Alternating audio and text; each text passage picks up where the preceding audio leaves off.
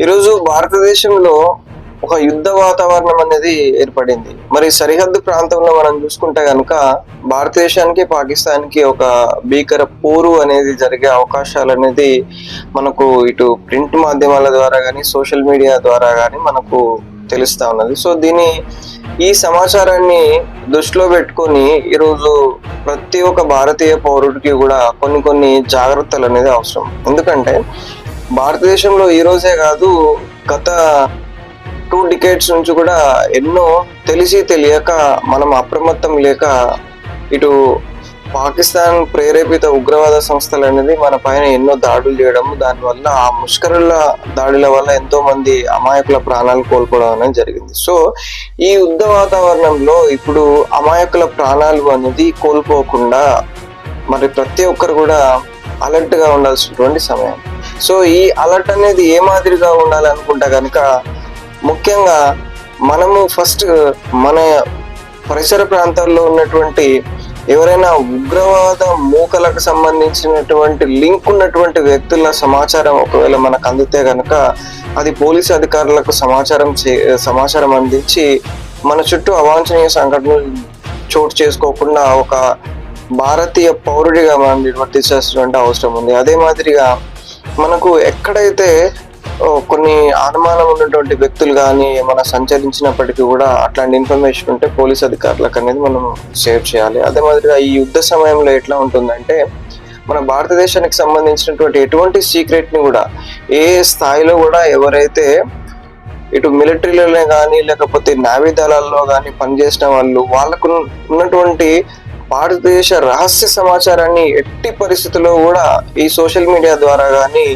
మరి ఎక్కడ కూడా పోస్ట్ చేయకుండా జాగ్రత్త పడాలని కోరుకుంటా ఉన్నాను. ఇప్పుడు ఏంటంటే భారత సైనిక దళాలు అనేది మన ఈ వెపన్స్ ని రోడ్డు పై నుంచి అట్లా తీసుకెళ్తూ ఉంటే కనుక కొంతమంది ఏం చేస్తారంటే సోషల్ మీడియా వేదికగా వాటిని వీడియోస్ తీసి పాకిస్తాన్ కి ఇన్ఫర్మేషన్ అందించే మాదిరిగా ఒక వాళ్ళ ప్రజెంట్ భారతదేశం చాలా గొప్ప స్థాయిలో ఉంది అని చెప్పుకునే విధానంలో వాళ్ళు చెప్పడం కూడా ఈరోజు భారతదేశానికి మన సీక్రెట్స్ అనేది వాళ్ళకు వెళ్ళేటువంటి పరిస్థితి. ఎందుకంటే మన ఇండియన్ ఆర్మీ ఎక్కడైతే సంచరిస్తుందో ఆయుధాలు పెట్టి అది ప్రత్యక్షంగా వాళ్ళకు తెలియకూడదు. అట్లా ఎప్పుడైతే సోషల్ మీడియాలో మనం పోస్ట్ చేస్తామో దాని ద్వారా ఏమవుతుందంటే వాళ్ళకి ఆ సమాచారం అంది వాళ్ళ టార్గెట్ ని రీచ్ అయ్యేటువంటి ఒక ప్రమాదం అనేది. సో ఇటువంటి ప్రమాదాల నుంచి మనము కొంచెం అలర్ట్ గా ఉండాలి. అదే మాదిరిగా రైల్వే స్టేషన్లలో కానీ ఇటు ప్రార్థనా మందిరాలలో కానీ తర్వాత మార్కెట్లలో కానీ షాపింగ్ మాల్స్లో కానీ ఎక్కడైతే మీటింగ్స్ లార్జ్ గ్యాదరింగ్స్ ఎప్పుడైతే అవుతాయో ఆ లార్జ్ గ్యాదరింగ్స్ అయ్యే చోట మనము ఖచ్చితంగా ఒకటి ఆలోచించాల్సిన విషయం ఏంటి అంటే ప్రతి ఒక్కరిని కూడా అనుమానితమైనటువంటి వ్యక్తుల యొక్క సమాచారం అనేది పోలీసు శాఖకు మీకున్నటువంటి సోషల్ మీడియా మాధ్యమాల ద్వారా కానీ లేకపోతే కమ్యూనికేషన్ ఆధారాల ద్వారా కానీ పోలీసు శాఖకి ఇన్ఫర్మేషన్ ఇచ్చి ఎటువంటి అవాంఛనీయ సంఘటనలు జరగకుండా చూసుకోవాలి.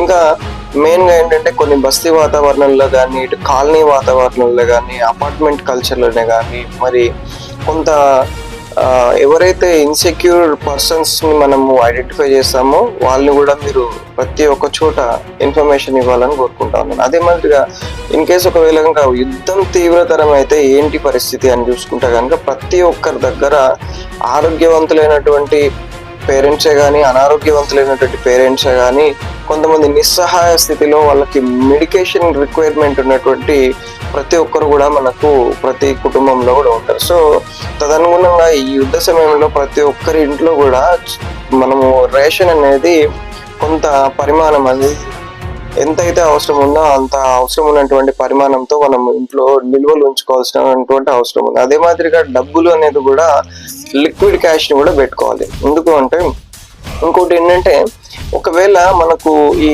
యుద్ధ వాతావరణ సమయంలో మనకు ఎటువంటి అలర్ట్స్ గవర్నమెంట్ నుంచి అయితే ప్రభుత్వ రంగ వ్యవస్థలను మనకు అలర్ట్స్ ఇస్తుండో ఆ అలర్ట్స్ ప్రతిది కూడా మనము తూచా తప్పకుండా పాటించాల్సి వస్తుంది. అదే మాదిరిగా కొంతమంది ఏంటంటే మతాలకు సంబంధించినటువంటి విద్వేషాలను ఎవరైతే రెచ్చగొట్టే వ్యాఖ్యలు చేసినారో అట్లాంటి సందర్భాల్లో ప్రతి ఒక్కరు కూడా మన దేశ సార్వభౌమత్వాన్ని కాపాడే మాదిరిగా అందరూ ఓపికగా ఆలోచించి ఎక్కడ కూడా ఎటువంటి గొడవలు కాకుండా కులమత ఘర్షణలు కానీ మన భారతదేశంలో జరగకుండా అందరూ కూడా సామరస్యంగా ఉంటారని కోరుకుంటాను. ఎందుకంటే ఇటు పాకిస్తాన్ ప్రేరేపిత ఉగ్రవాద సంస్థలు వాళ్ళకి మద్దతుదారులు ఒకవేళ మన భారతదేశంలో ఉంటే కనుక అట్లాంటి అవకాశం మతోన్మాద రెచ్చగొట్టే విధానం అనేది కూడా ఇక్కడ జరగబోయే అవకాశాలు ఉన్నాయి. సో దాన్ని కూడా మీరు గమనించి దాన్ని ఎక్కడ కూడా ఎంటర్టైన్ చేయకుండా మన భారతదేశంలో ఉన్నటువంటి సైనిక అధికారులకి ఒకవేళ కనుక మన వంతుగా ఆర్థిక సహాయం చేసే పరిస్థితి వస్తే కూడా ఆ అఫీషియల్ వెబ్సైట్స్ ఒకవేళ ప్రభుత్వం ఎప్పుడైతే అనౌన్స్ చేస్తుందో ఆ అనౌన్స్ చేసిన ఇమ్మీడియట్లీగా కూడా భారతదేశ సైనిక దళాలకు మనము నిధులు సమీకరించే దాంట్లో కూడా ముందు పాత్రలో ఉండాలని చెప్పి కోరుకుంటా ఉన్నాం. అదే మాదిరిగా ప్రతి ఇంట్లో కూడా మీరు మినిమం ఒక సెక్యూరిటీ మెజర్స్ లాగా మిమ్మల్ని సంరక్షించుకునే మాదిరిగా కొన్ని అవసరమైనటువంటి లైక్ ఇట్లో సెక్యూరిటీ మెజర్స్ మనం ఎవరైనా అటాక్ చేశారనుకోండి, అటాక్ చేసి దాని నుంచి మనం నియంత్రించుకునే మాదిరిగా మనకు కొన్ని రిక్వైర్డ్ పరికరాలను కూడా మనం ఉంచుకోవాలి. లైక్ వాళ్ళని పారద్రోలేటట్టు వాళ్ళని భయపెట్టించేసి వాళ్ళ నుంచి మనం రక్షించుకునే మాదిరిగా సరే ఎవరి అవసరాలను బట్టి అది చట్టరీత్యా నేరం కానటువంటి అంశాలని మాత్రమే మన పరిధిలో ఉంచుకొని దాన్ని మనము శత్రువుల బారిన మనము దెబ్బ తగలకుండా వాళ్ళ నుంచి తప్పించుకునే మాదిరిగా మన కొన్ని పరికరాలు ఉండేటట్టు కూడా చూసుకోవడం అవసరం. అదే మాదిరిగా మనకు నీటి నిల్వలు కానీ నిధులే కానీ అదే మాదిరిగా మెడికేషన్సే కానీ మరి మనకు చాలా రకాల వస్తువులు అనేది అవసరం ఉంటాయి. కొంతమంది ఏంటంటే సాంస్కృతిక కార్యక్రమాలలో, తర్వాత షాపింగ్స్లలో, తర్వాత భారతదేశంలో ఎట్లా మన మిలిటరీ జవాన్లు చూసుకుంటారులే మన సరిహద్దులో అవుతున్నటువంటి యుద్ధ సమయంలో మనకేం సంబంధం లేదు అన్నట్టు మాత్రం ఉండకుండా ఉండదు. ఇటు సామాజిక మాధ్యమాలలో కానీ ఇటు ప్రతి ఒక్క వ్యవస్థలో మనకు ఏదైతే ఇన్ఫర్మేషన్ గవర్నమెంట్ ఇస్తుందో దాన్ని తూచా తప్పకుండా పాటించాల్సినటువంటి అవసరం ఉంది. సో సాంస్కృతిక కార్యక్రమాలని పబ్లిక్ ప్లేసెస్లో ఎంటర్టైన్ చేయడం కానీ, తర్వాత మనం రెగ్యులర్ లైఫ్లో ఎట్లా అయితే ఈ యుద్ధ సమయంలో వాళ్ళు యుద్ధం చేసుకుంటారులే మనం ఎంజాయ్ చేయొచ్చు అనే ఊహాగానాల్లో కానీ ఉండి అప్రమత్తతను పాటించకుండా మాత్రం మనం ఏ రోజు కూడా వ్యవహరించాల్సినటువంటి పరిస్థితిలో లేవు. సో యుద్ధం అనేది ఇంకా భీకరంగా పెరిగే అవకాశాలు వస్తే కనుక దానికి తదనుగుణంగా మనం బలంగా తయారు కావాలి. అదే మాదిరిగా మన శత్రు దేశాలు